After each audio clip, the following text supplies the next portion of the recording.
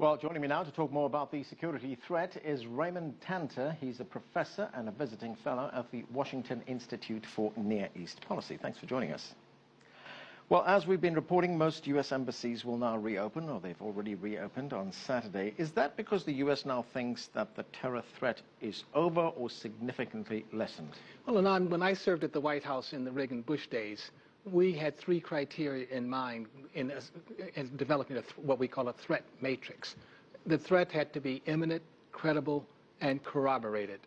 And if one of these is missing, then we probably wouldn't recommend taking such a drastic step as closing embassies. So I suspect that the threats are no longer imminent at the places that were reopened. Right, I ask that because it's a little bit puzzling, because the United States seems to be operating on its timetable here. We think the threat is happening right now, so we close the embassy. We think the threat is over, so we reopen the embassy. But the guys who want to attack the United States might not be working according to that timetable. Well, there are all kinds of dates that the Islamists have in mind. This was the anniversary of the operation that pushed Saddam Hussein out of Kuwait, and the story behind that story is that Saudi Arabia became much more dependent on American air forces, air protection, and therefore that upset the Islamists. But the most important story is the past. The legacy of the Iranian Revolution of 1979 began this whole process of showing the Islamists that they could threaten American embassies. You remember the takeover of the American embassy in Tehran?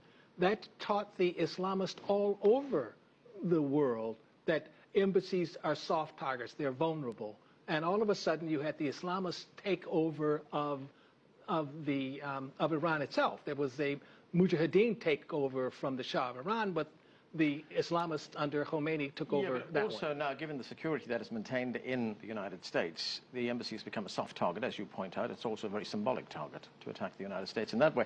I'm going to ask you something else, and that is the closing of these diplomatic posts appears to have caused controversy here in America. I mean, questions are being asked whether did the United States overreact by doing this? Did it, as some have been suggesting, make the United States look weak and hand a propaganda victory to Al-Qaeda?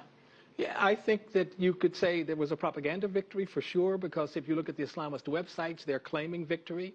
On the other hand, Peter King, representative Republican of New York, and various other members of Congress on the Republican side have not criticized the president. They have not said this made, the ones who know, the ones who have seen the intelligence are the ones who support the particular decision to close and reopen the embassy. Right, we did have a congressman from Texas there who said that, well, he went as far as saying that this closure made the United States look like a bunch of cowards. He's not on the Intelligence Committee. Right. Those who know don't say, and those who say don't know. Okay, but is there a danger here that Al-Qaeda, or any other group for that matter, could now engage in a campaign of disinformation and propaganda, putting out false threats? You know, they feel we've got the switch right now. We can turn it on and off as we please. I spoke with a member of the American intelligence community before this show came on air, and he said that's a danger, but we think we deterred an American strike.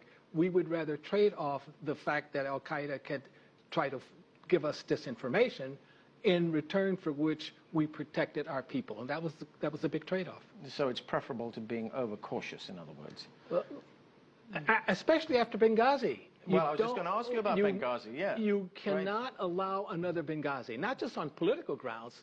Ambassador Chris Stevens was an honorable man. He was there in Benghazi. Of course, there was probably a CIA installation very close to him, and the CIA was probably running arms to Syria from Qatar, and the United States gave its green light to do this. This is what the CIA, this is what every intelligence agency does. Well, you're right. The ambassador was not a politician, he was a diplomat, but it became a political issue here in Washington. Yes, quite rightly so. It was a political issue, and through this discussion, we will have a better sense of security for American diplomats abroad. Yeah, but wasn't part of the decision to shut down the embassies right now taken because of that? I don't think so. I think that Benghazi was the subtext of shutting down some of the embassies, but most of the embassies, if you look at the map, most of the embassies are in the Persian Gulf area. And the ones in North Africa mostly are not shut down. But Is this going to become a fact of life now? Are we going to see embassies being shut down, consulates shut down, the American diplomatic work being disturbed from time to time because of threats? I don't think so. I think that our intelligence will get better and better in deciding what's disinformation on one hand and what is not. If I knew this particular intelligence, I would be thoroughly convinced, as Peter King was, as Congressman who's head of the House Intelligence Committee from Michigan was, and therefore these are the people I listen to. Going to have to leave it there. Raymond Tanter, thanks for joining us. Pleasure.